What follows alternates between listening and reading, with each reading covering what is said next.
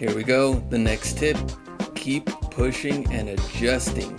I felt like we just talked about this the other day with like pivoting. Exactly, like pivoting in business and how you have to, think quickly on stuff. I think that if you can't make decisions quickly, it's going to be very difficult to be a reseller because think about it. If you're in a garage sale and you're picking up items, you got to think quick. You can't just rely on eBay and comps right away. You have knowledge in this, or you don't. Like bundle that $20, right? You got to be able to say that, right? And then thrift store, same thing. Maybe there's competition out there, especially the bins. Bins are wild, which Ken has tried before, and I have. I almost got kicked out. Yeah, because I actually went to the bins where you were not supposed to touch it yet. I was like, "Why is nobody here?" Like, what? There, I don't get it. And then everyone was like, "No, you can't be there." I was like, "Oh crap!" Oh, you're fired. So I just did quick and never went back again. See, there you go. But I think with pushing and adjusting, though, is that we also know it's just part of the journey as well. Mm-hmm. So after we pivot, we got to enjoy this whole... Maybe something is selling so well for 6 months, 8 months, a year. And maybe people just aren't buying it anymore. Maybe it went down in value. Maybe you have to rethink your niche. And you do have to make that pivot. Then what are you going to do? I mean, you have to make the adjustment. You have to keep going, and you're going to try something new. Might be a new platform, might be a new niche.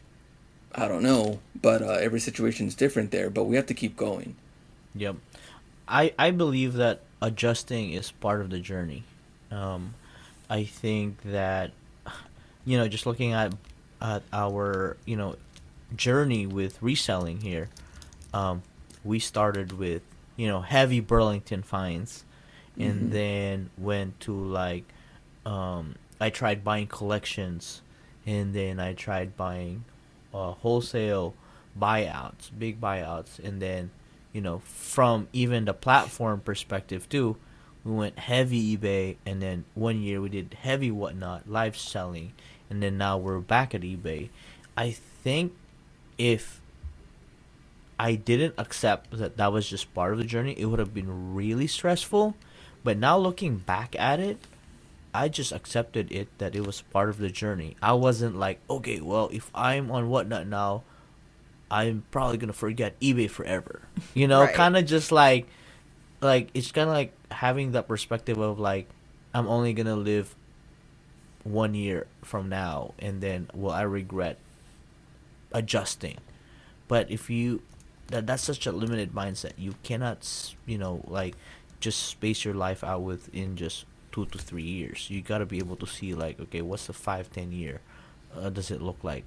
You can do both. You can have one or the other, and it's the same thing as I've seen in my business, in Anna's and Glenn's business. We've all pivoted, we've all adjusted. And I mean, at the end of the day, we still smile and have the energy to do a podcast like this.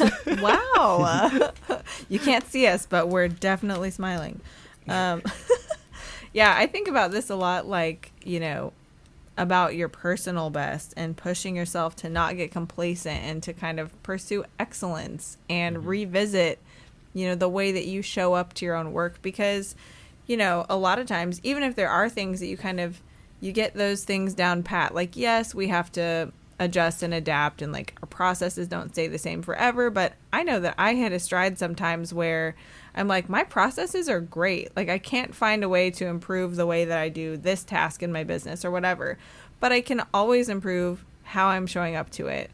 I can always comb through and look and see where else maybe needs my attention and needs me to kind of push, right?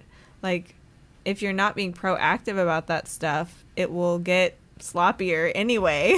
But if you're always looking for how to just even a little bit improve it, or improve your consistency, or improve your track record or whatever, all of that sort of counts to kind of keep you on your toes and to keep your business fresh and ready for whatever is next, right? The things that will make you pivot and make you adjust.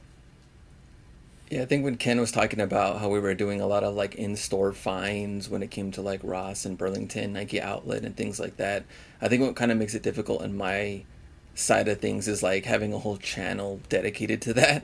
Yeah. Because like, No of course I pressure. was not right.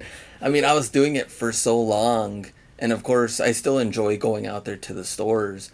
But to say that I'm sourcing there 100% for my eBay business is definitely not true. And I've, talked about that for the last like, I don't know, 2.5 years on the channel when we go live. Like, it's fun to do in store whatever they have and kind of cool to look at that, but I'm not sourcing there. And that's one of the things that I had to really adjust as well, is like, hey, this is what I'm doing now for the business side.